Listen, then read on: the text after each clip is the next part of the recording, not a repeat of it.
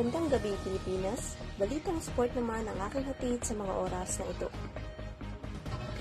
Natapos ang matagumpay na exhibition match sa South Korea ay sasabak muli sa boxing ring sa pambansang kamao Manny Pacquiao ngayong 2023. Kasunod ito ng kasunduang namuo sa pagitan ni Pacquiao at ng Recent Fighting Federation, isang Japanese mixed martial arts organization.